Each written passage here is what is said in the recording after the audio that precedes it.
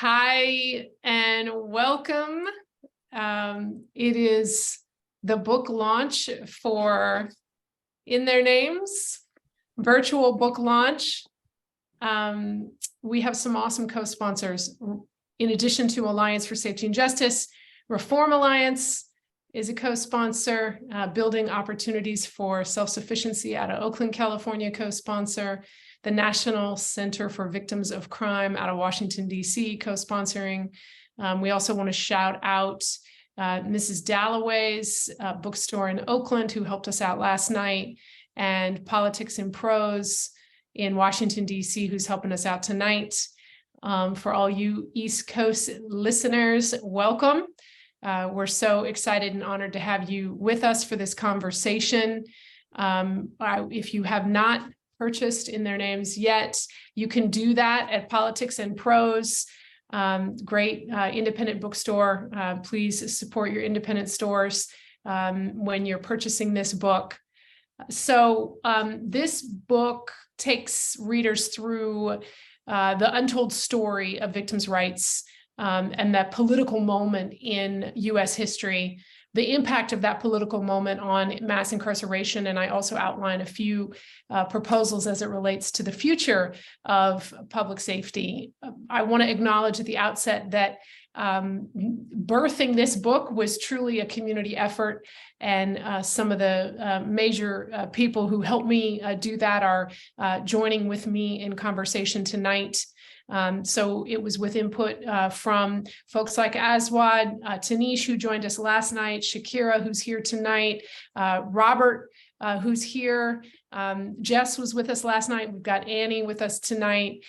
They were all a part of this process, as well as other leaders like Akila Shariels, David Gizar, Adela Barajas, Ingrid Archie, Jay Jordan.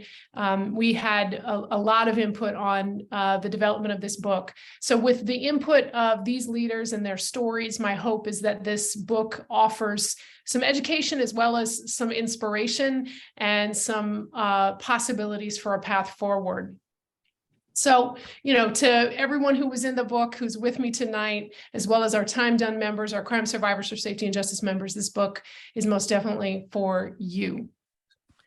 Then, in addition to that background, the other intervening development, from when I started writing this book to completion, is the current political moment that we're in, which has shifted really fast. As I was writing the book, I was hearkening back to the 80s and 90s and, reminding myself of kind of the rhetoric that was happening at that time and pulling up the old articles and whatnot. And a lot of those messages that I was looking at from 80s and 90s are starting to feel really present day, really familiar in the current political dialogue. If you're one of the millions of voters across the country who's turning on the TV, you're probably getting inundated with tough on crime messages, attack ads between politicians on the issue of crime.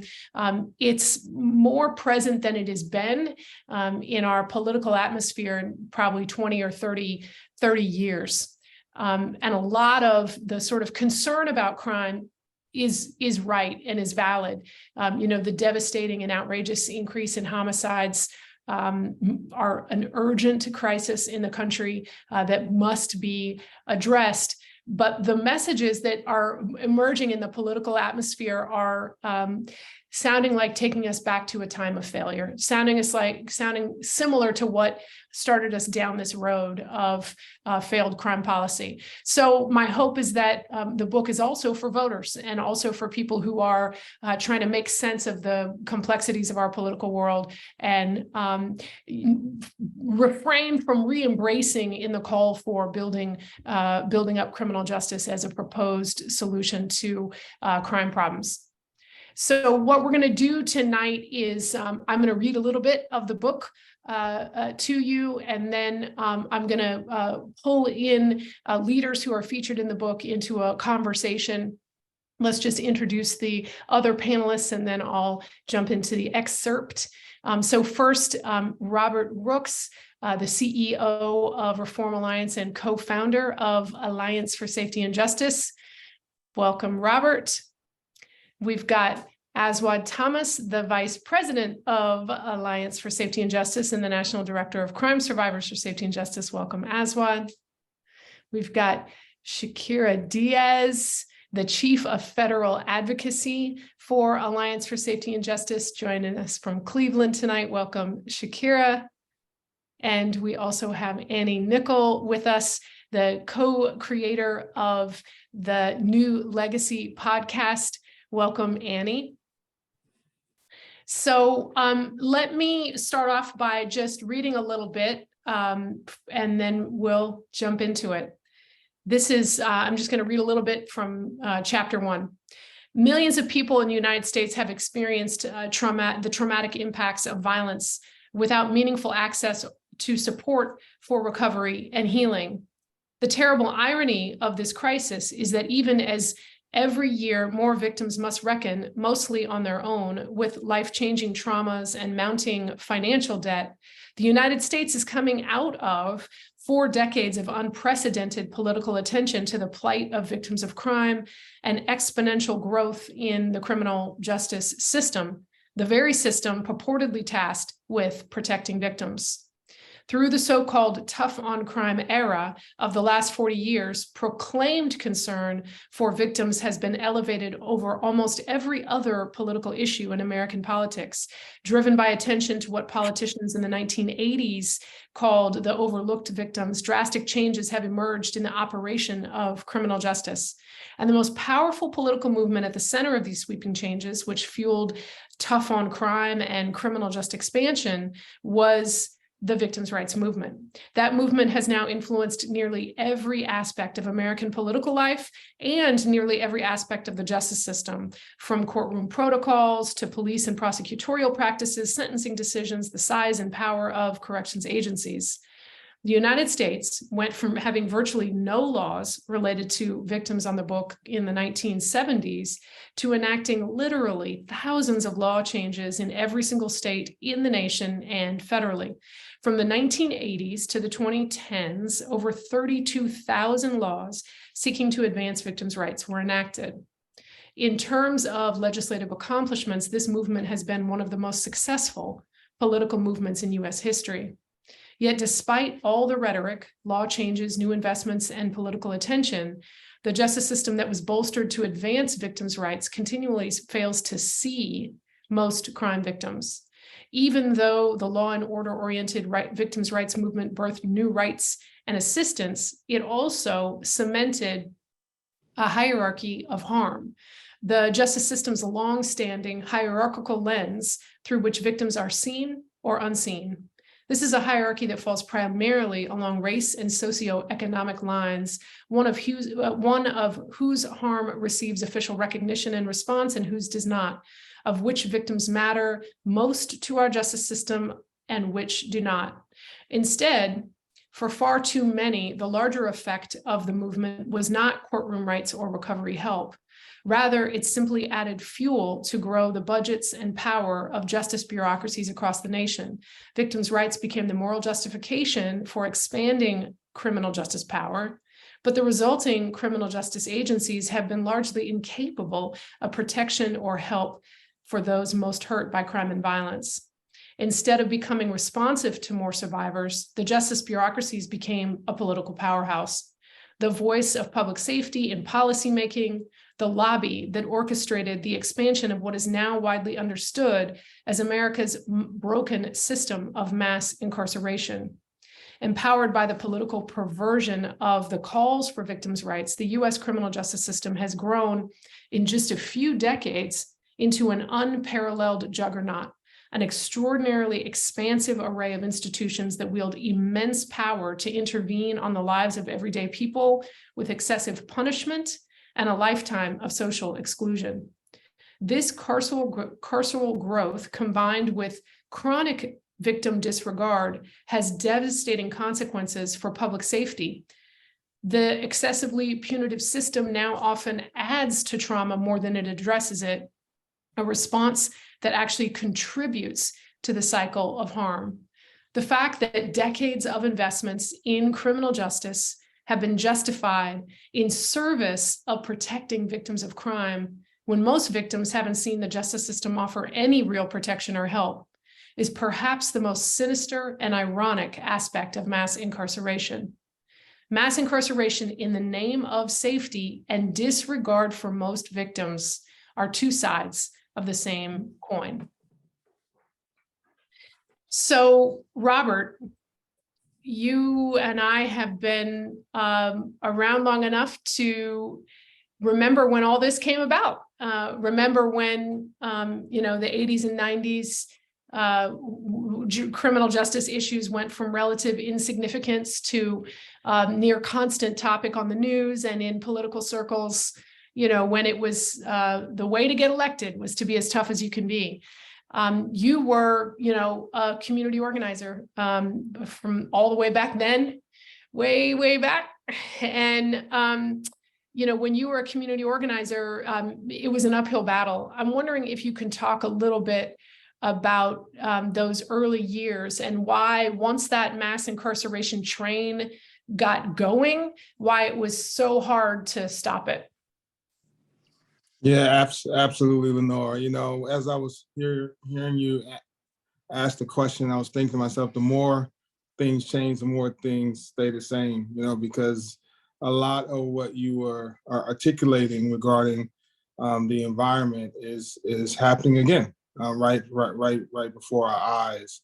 The headline, though, in terms of what happened in the late 90s and early 2000s was that there was an unholy alliance, if you will, between law enforcement, leaders in government, and crime victims. And your story, your book, eloquently lays out kind of how that alliance came to be.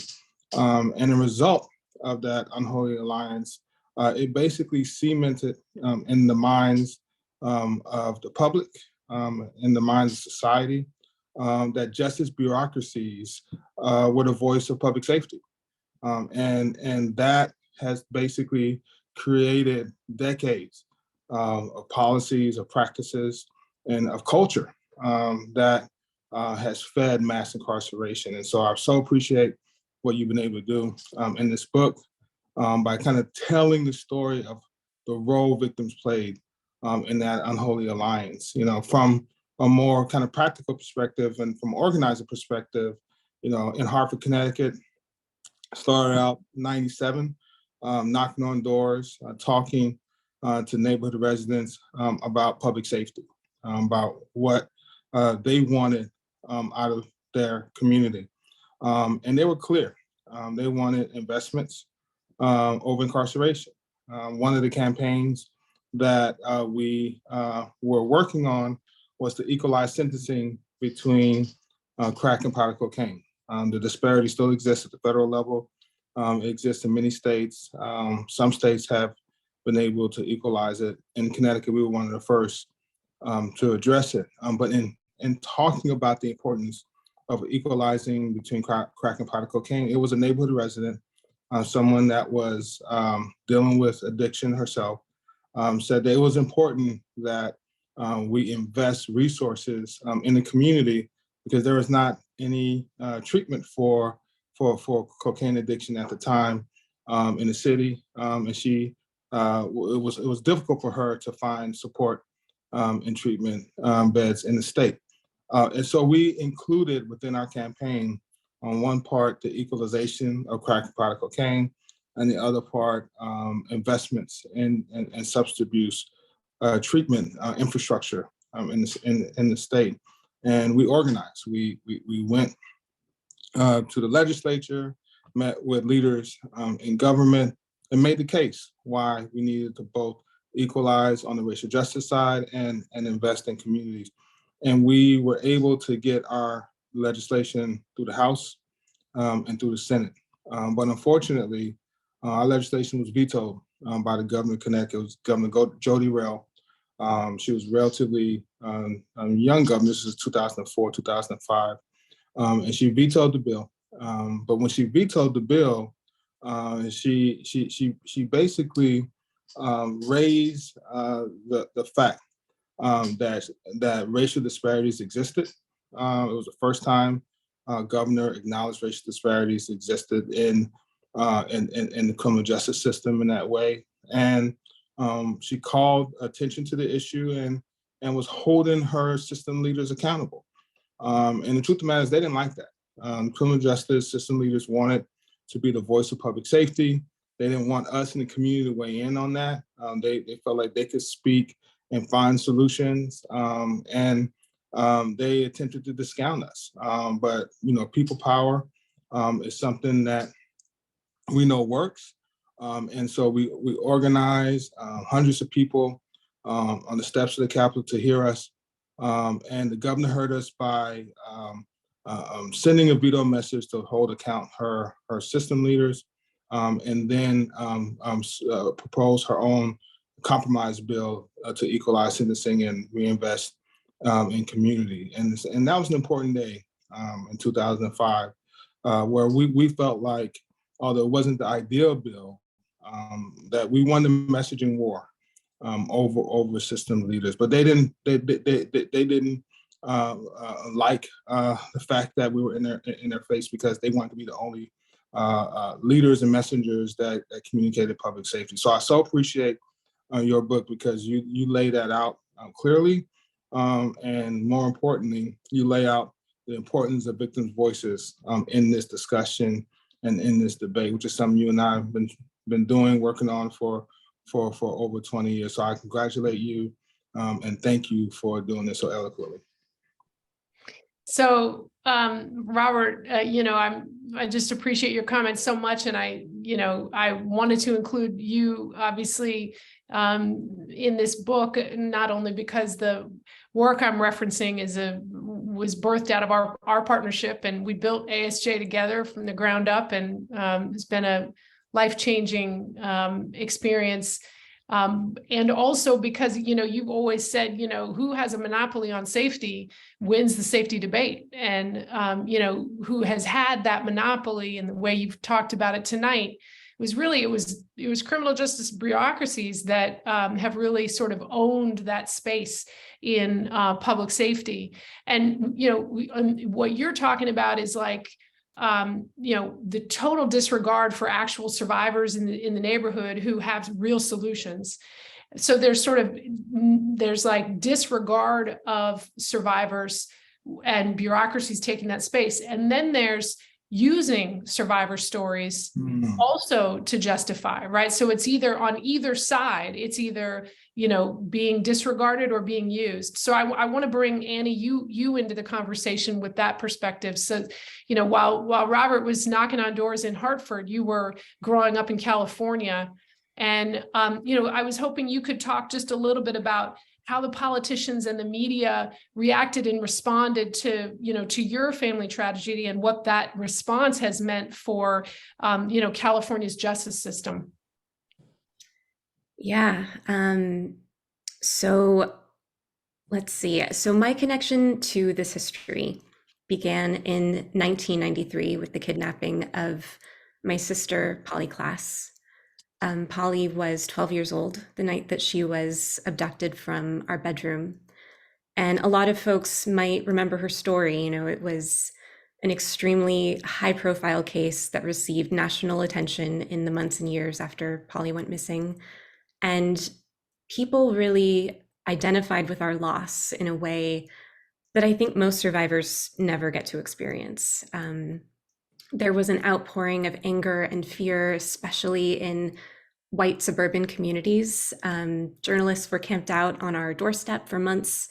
And in the wake of that outrage and sensationalized media attention, some really punitive sentencing laws were passed called 3 strikes. So these laws had actually been proposed the previous year under a different name. They were originally called the Street Sweeper Law, but that law had been broadly rejected due to how unjustifiably harsh it was seen to be. But the tragedy that really compounded our trauma of losing Polly is that her kidnapping gave those lawmakers the opportunity to pass that law, rebranded as 3 strikes. And they made it so that mass incarceration was irrevocably tied to my sister's legacy. So versions of 3 strikes were adopted in 23 states, as well as a harsh federal version. So the victims' rights movement was really fomented around a small but outspoken subset of relatively privileged victims that wanted punitive sentencing, which is how the victims' rights movement of the 90s became pretty synonymous with the tough on crime movement. So even as politicians were claiming to be pursuing justice on behalf of victims, they were failing to support the kind of prevention and safety programs that people who are most impacted by crime wanted. So laws like 3 strikes were passed in the name of victims without actually helping the vast majority of victims. The stated intention of the 3 strikes law was to keep people in prison who committed repeat violent crimes, like the person who killed Polly. But the law was actually misused. So the types of crimes that qualified as strikes were different from how they were sold to the voters. So it was petty theft, drug possession, minor crimes would end up landing people with life sentences. In fact, just today, there was an article in The Guardian about a man named David Colson who was given a life sentence under 3 strikes for stealing $14, and he'd never been convicted of a violent crime.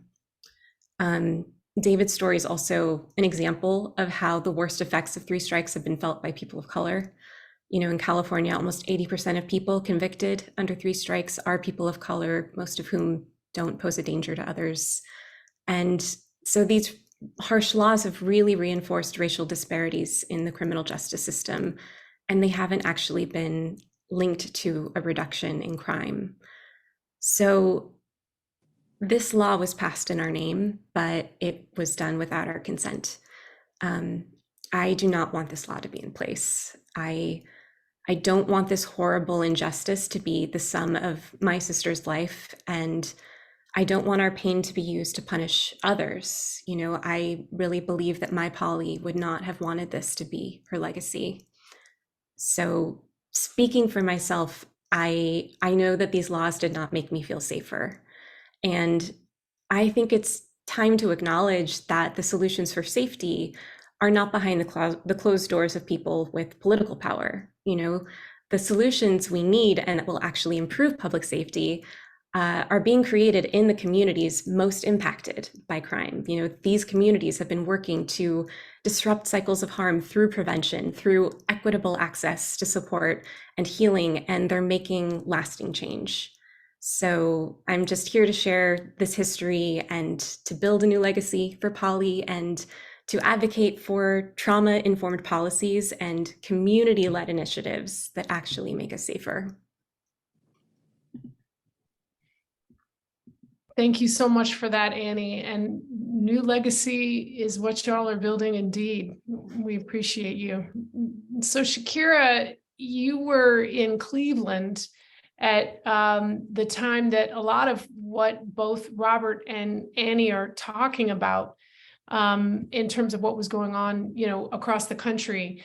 And, I wanted to just take a look at Cleveland and your experiences there, because so much of what we've heard about is this, sort of realities, especially when it comes to victims of color in terms of disregard and then being used in the way that Annie was describing. Can you just talk from the ground up, kind of what's the story from Cleveland in terms of how out of whack criminal justice priorities were?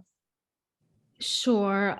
So I can say thank you, Lenore, for including me here, but just overall, the book has been tremendously amazing at affirming our experiences in a way that really marks truth and validates what we have lived through for the last 30, 40 years in Black communities, communities of color, and poor communities across the country. As someone who has grown up in the city of Cleveland, before I started doing this work, I was a survivor, I was an educator, and then transitioned to this space of trying to get a better understanding of policies that were impacting communities, and was leading a campaign effort. In the city of Cleveland had this policy for over 2.5 decades in which people who were arrested with the possession of a crack pipe, not actual drugs, the instrument of a pipe, which is considered misdemeanor paraphernalia possession. Those folks were being arrested and charged with cocaine possession. And the way that that was happening is that the cities were testing crack pipes for cocaine residue and then charging folks under the state felony statute of cocaine possession, which was craziness. And this was happening at a time when the prison population was booming primarily with the growth of African-American people, as well as, Black and brown people were just skyrocketing into the prison system, particularly from the city of Cleveland. Police officers were getting overtime hours. It was built into their contract to get overtime hours for showing up in court, just to show up, not actually testify, because as we all know, the majority of felony cases are pled out. So just showing up into court got officers 4 hours of overtime. So this was going on for many, many years, and folks just accepted it. Meanwhile, at the same exact time, rape kits were going untested, sitting in storage units going untested. And you had this situation that rape victims were not getting support, were completely being ignored. But if they, by any chance, were arrested with a crack pipe, they were going to prison for a year, and they were stuck with a felony conviction for the rest of their lives. So this dynamic was happening at the same time of disregarding victimization and over-criminalizing people above and beyond what they should have been based on where they lived and who they were. And it really speaks to the point that Robert was making, and the point that you make in the book, that there are all these different strategies that were happening across the country. They really heightened criminalization, grew the prison population, and disregarded by just en masse the victimization of people who are most vulnerable. Thank you so much, Shakira. One of the things that's always stuck with me in talking with you is this idea of over enforcement and under enforcement, especially in communities of color, and how that was literally funded by the government. That was billions of dollars transferred from the federal to local law enforcement agencies with that intent of mass surveillance, as opposed to actual recognition for people who are vulnerable and being hurt. And so a lot has shifted in the time that the era that Robert and Annie and Shakira have been talking about. And Aswad, I was excited to include you in part because you're on the forefront of making that shift happen. Robert and I, brought you on and said, hey, we want crime survivors, safety and justice to be national. And, you and Shakira and others really made that possible. So can you talk a little bit about, sort of what that new safety agenda is, and what are you seeing as you, meet with and organize survivors across the country in terms of the new safety agenda? Yeah, thanks, Lenora. And once again, congratulations on this incredible book, being part of this journey. For me, I was honored to be part of it, but also it was challenging to be part of it as well, because of the many stories that I've heard over the past few years of those survivors, those mothers who's lost children to gun violence, those survivors of domestic violence and sexual assault, who all share a similar experience that I had of being a victim of a violent crime and never receiving any support or help after that incident. And so, those experiences kind of, helped me on this journey that I've been on, and this journey that Crime Survivors for Safety and Justice have been on for the past few years, which is traveling the country. I've traveled to many cities and communities, places like Philadelphia and Chicago and Washington, D.C., dozens of communities across the country, meeting with survivors in their local churches, at community-based organizations, in their homes, often, traveling with parents, to go to the morgue to pick up their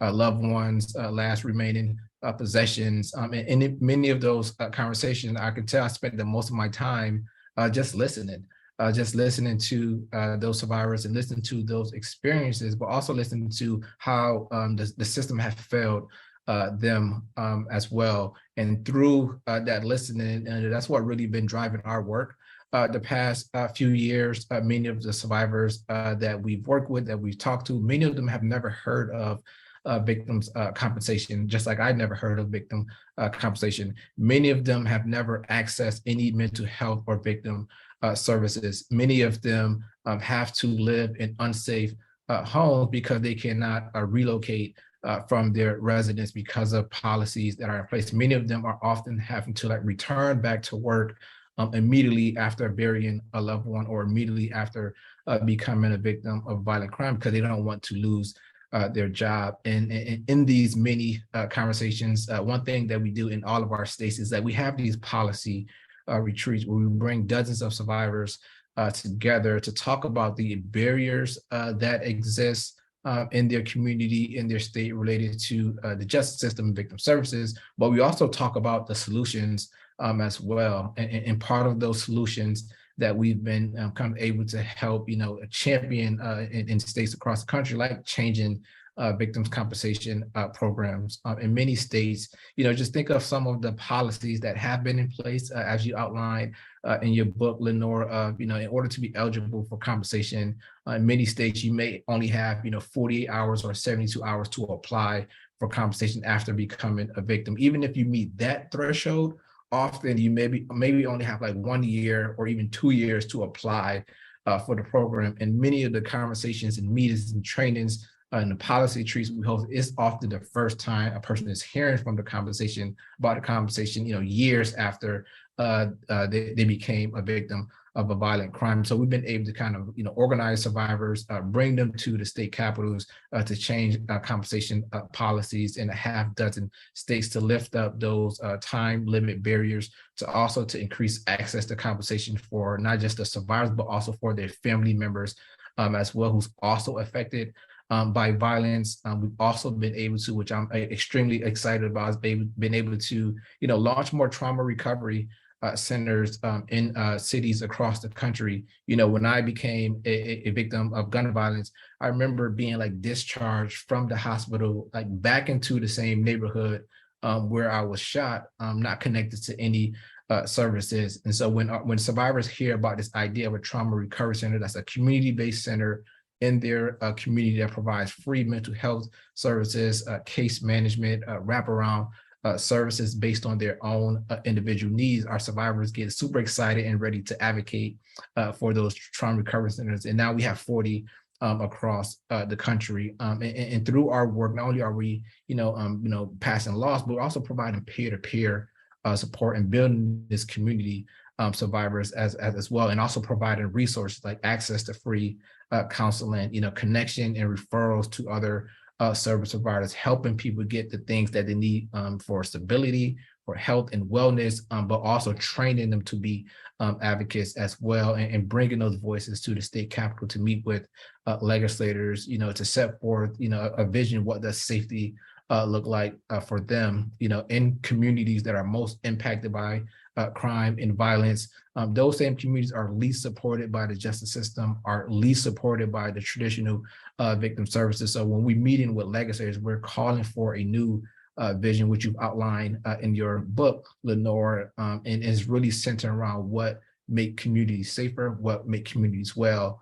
Is more jobs, more education, it's more victim services, it's more mental health, it's more expanding access to healing and recovery. So I'm excited about the work that many of our members are doing across the country, which is to build a better justice system that's centered around what we experienced and what we went through. And I think, as you outlined in this book, this is the blueprint to get us to a better public safety system. And it starts with, listening to survivors that look like me, whose voices haven't been included in policymaking conversations.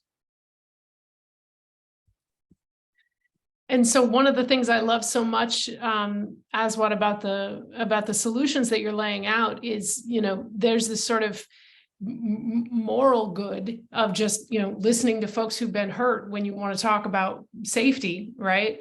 But there's also the efficacy, right? These are strategies that are also better at reducing crime and stopping cycles of harm. I talk about in the book, our colleague Akila Sharil's out of Newark, New Jersey, just one example of what it looks like when you actually have a much more authentic partnership between government and community.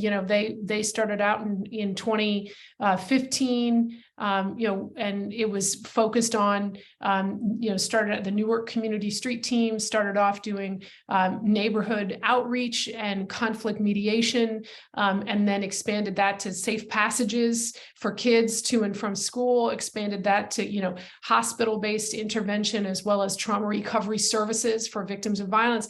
Those kinds of programs then, so in addition to just genuine partnership where the government is actually pulling the community in as an equal partner and stakeholder, they saw their homicide rate decline by, I think, about half from 2018 to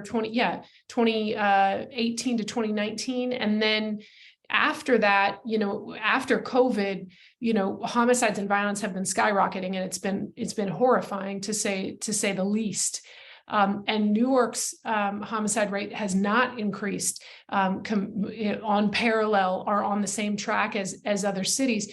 It's just an example of not only is this the obvious right thing to do, it's also the more effective thing to do when it comes to stopping cycles of crime. So, I want to open it up if folks are in the chat or, watching this via technology, whatever tech that is, please, enter in questions in the chat or comments in the chat. We'd love to hear from you. But I'd also just love to open it up to Robert and Annie and Shakira and Aswad to add other comments or reflections or thoughts you have both about the book and about this conversation. Well, just building on your last comments and Aswad's last comments around the models. I mean, what they do, right? What the trauma recovery centers and violence interrupter models do is that they bring victims into systems of care. Like that's what they do. What we know is that if victims are not brought into systems of care, right? If they are left on the margins, then they're more likely to be a victim again. Mm-hmm. Right? You bring them into a system of care, right? Then now you are making sure their needs are being met, and they're less likely to be a victim again. And it's same for those that have committed harm, right? It's that if you give people a felony and you tell them that it's up to them to figure things out, right? You're leaving them outside on the margins. But if you bring them in, give them a job, help them, get housing, right? They're more likely to be successful. So the models are clear. like we know what works. We just have to figure out how to scale it. And when you think about scaling it, right, we need to look at what we've scaled the last 3 decades. And the massive prisons alone, $80 billion industry. When you look at courts, I mean, you lay this all out, Lenore, in the book. If you look at courts and other things, you're upwards of $300 billion a year. It's a lot of money. And people in communities who are the first responders, who are the ones that get the phone calls when things happen, who are the ones that are brought in to help negotiate peace, who are the ones that are providing counseling. Those are the ones that need to be getting invested in, and we need to grow that infrastructure. And I think if we do that, if we do what's laid out in your book, then we'll be able to respond to the moment that we're in right now. We as a movement need to acknowledge truthfully that there has been spikes in violent crime. That's true. That's a fact. But I see that as an opportunity for us to grow and scale the way we need to grow and scale to deliver real safety for our communities. So I want to add something here that I just was not aware of. So reading, first of all, you've done such a tremendous job, Lenora, of like doing this historical timeline of like policies and the impact on real human beings and the domino effect, right? But not about one individual, it's about hundreds of thousands of families all across the country. So, with, knowing what I know, that, in my city, the police department was very eager to overcharge a misdemeanor as a felony to test a drug instrument and not test drug pipes. But then to also learn, reading your book, that there were police departments actually making crack. Growing up where I grew up, people always talk about, police will leave drugs in your vehicle, but to know that tax dollars are being used to make crack while crime victims could not get help to get their rape kits tested says a lot about this hierarchy of harm, right? And this is the whole way that we do this work. And you elevate it in the book, this hierarchy of harm that says, these people here, we respond to violence that happens to them. And if you don't fit that category, we are going to incentivize more violence happening to you while ignoring you as violence happens to you. It to me was so mind-blowing. And the complete disregard, there has to be this atonement, right? This atonement for the harm that has happened. And a real pushback. The fact is that, the strategies of the last 40 years have not worked. They have not. We have been incentivizing strategies that have been harmful for generations.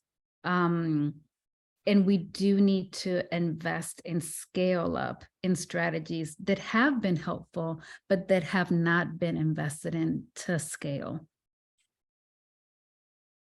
Hey, Lenore, I have a question for you. This was I've been doing this work for a few years, and I thought my knowledge about victim policy, right, was growing, right. I just learned so much from this book. But there's one kind of section in this book that shocked me, was the connection you made about the 1921 Tulsa, Oklahoma massacre and the lack of protection and the victimization of Black people. I think we've all heard these parts of that story, but not in this context. Can you talk a little bit more about why you added, that story in this context in this book? Well, thank you, Robert, for your comments, and Shakira for your comments as well. And I'll respond to your question, Aswad, and we also have a question in the chat we can all jump in on.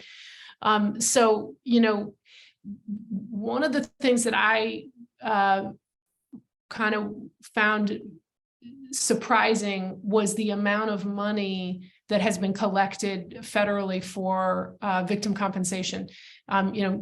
For people who are newer to this, there's this pot of money, okay?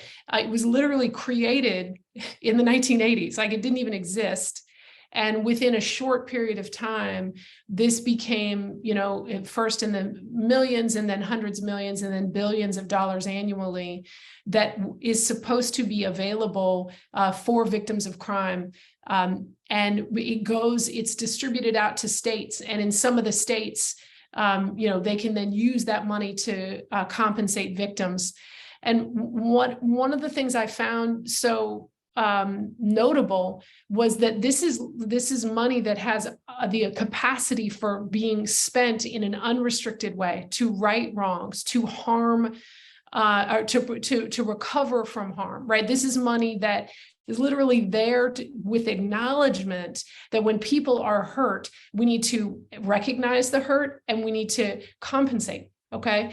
And, some of the, victim compensation programs are literally called victim reparation programs. That's the name of it. You know, in the state of Louisiana, it's called the Victim Reparation Program, and other you know, programs that are seeking to provide money to victims talk about it in reparative terms. And it kind of floored me when I started thinking about this concept of repairing harm through compensation money, because I felt like, well, we have a long history here in the US of opportunities we could have taken to actually really right wrongs. And, you know, so for me, I started looking at where a lot of this came from and where the attention came from. And it was actually the Oklahoma City bombing that really spurred a lot of states to pass more compensation, more aggressive victim opportunities in court. You know, it was really, that was a moment in history where more and more politicians started talking about, nope, we got to do more for victims of crime, which we applaud. And, you know, more can and should even be done for survivors of that horrific act of terrorism.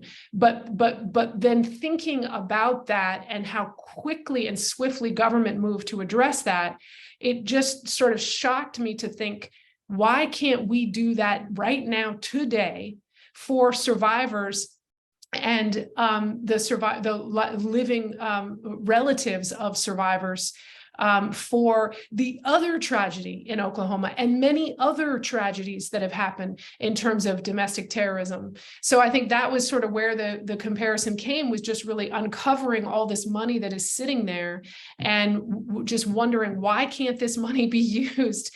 We are talking about repairing harms from the past. And they don't have to be yesterday's passes. They can be, or past mistakes. They could be, you know, a generation ago's mistakes, and we still have an opportunity to repair. So that's kind of what I was trying to point out and offer in retelling that history. And, you know, and so it kind of relates to this question that's in the chat, right? Which is, you know, what can we do on the individual level to make an impact in affecting changes we need to see from the justice system? And, you know, I mean, so I would just offer, just to connect it to the conversation we were just having, is, you know, we should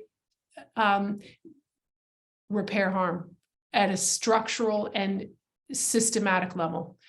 You know, we have an opportunity to recognize and see people for whom the justice system has failed to protect, has never offered a right to safety, never offered protection.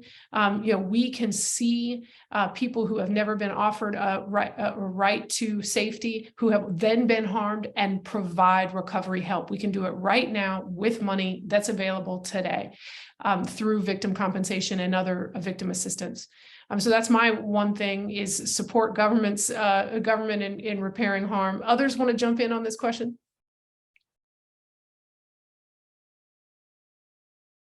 You know, I would suggest engaging elected officials. It's important for elected officials to understand where the perspective of people is. If you feel that there is another way, that we've been wasting precious resources on strategies that do not work, and support this idea that if someone experiences harm, they need to be able to be supported in their recovery, say that.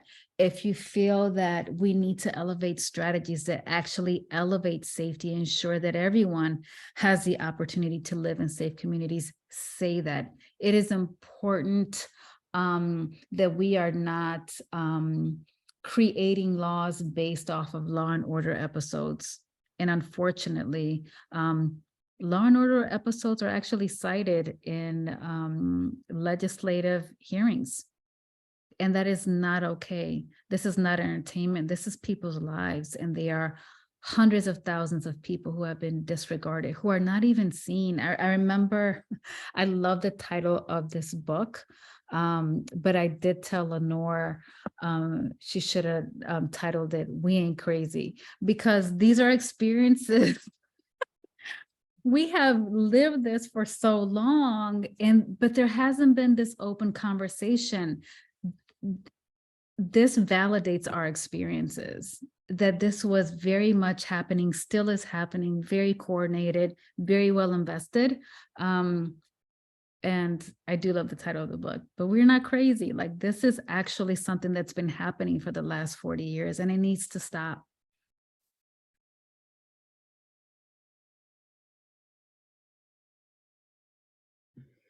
You know, one thing I'll say is that for me, being in community with other survivors has been really just transformative over the past few years since I've started doing this kind of work and amplifying stories that have been, you know, unacknowledged or erased in sort of the media's narrative around crime.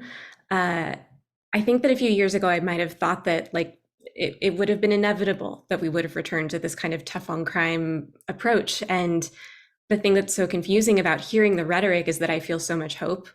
You know, I think that there's just something about witnessing what the work that so many people are doing and understanding the reforms that have been made and seeing how much closer we are to building a better future. And I feel empowered and inspired, and I feel hope. And I think that that's just, you know, it can feel so overwhelming to get involved on just on an individual scale, but there's so much to be gained by doing that.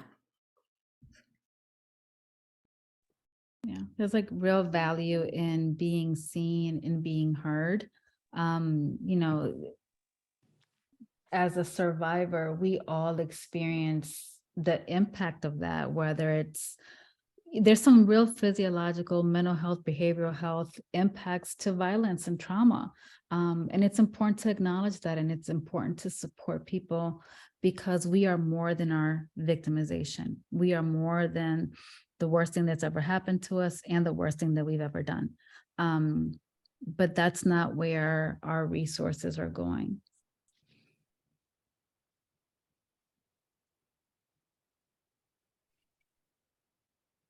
So, you know, I know, Robert and Aswad, you probably also have thoughts on the first question, and then a second question has popped in the chat that I want to lift up, which is really just about the drug war and victims' rights, and wondering if Robert or Aswad might have thoughts on that.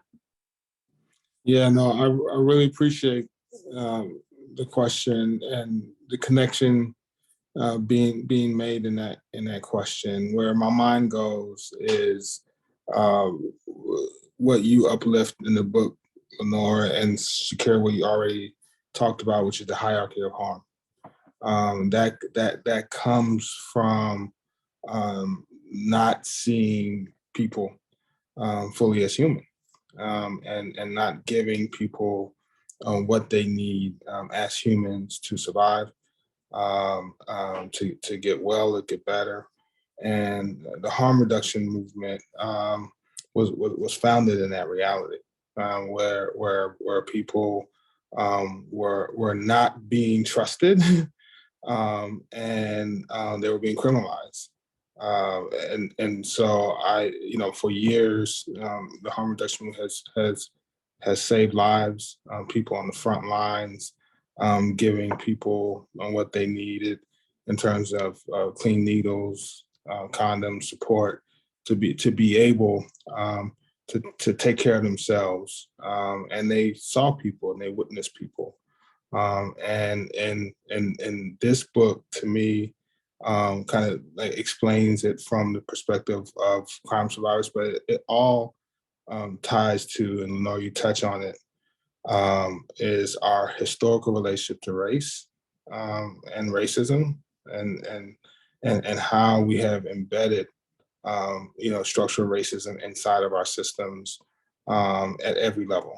And in the middle of that is not seeing people fully as people. So whether you're in the harm reduction movement and you're saving lives, or you are talking about the hierarchy of harm, I think it's just really important to just continue to uplift people, to see people given what they need, and to build a movement. So that's kind of I appreciate the question, and it's one that I think is important just to continue to meditate on and build bridges when you can. And the only thing that I'll add is, as Andy mentioned, you know, connecting to other survivors and joining crime survivors for Safety and Justice, which is a 100,000 member network of survivors across the country. And Jessica, if you could drop that in the chat box for anyone, this is a free membership to, to join the community, to participate in activities, to get trained, and to attend some of the awesome events that we have, which is to build this power and this movement of survivors calling for the safety priorities that we're talking about today. So this has been an awesome hour and a fantastic way to launch the release of In Their Names. Again, Politics and Prose, we appreciate your help tonight. I will close this out with just reading one more paragraph from chapter 1 along the lines of what Robert was just describing, which is the leadership that survivors who've been disregarded are now showing in getting us to a place of real safety. In legislative and political arenas where decisions about public safety and policies and budget are made, tunnel vision tends to limit who has a say. Most of the time, criminal justice agencies dominate debates and wield immense moral authority. Viewing these agencies as the sole or even the main vehicle for protecting victims and advancing safety must be abandoned. The solutions and leaders capable of achieving shared safety are right in front of us, building new models, including community-based trauma recovery services, violence prevention strategies, mental health assistance, and reentry support. These models grow stronger by the day, and the leaders growing these approaches are emerging as the new public safety stakeholders. Now it's the time for political decision makers to catch up. So with that, we will close it out. Thank you so much for joining us. If anyone in the chat wants to do an in-person event, we are excited to build an in-person calendar. So let us know and we'll figure out how to make that possible.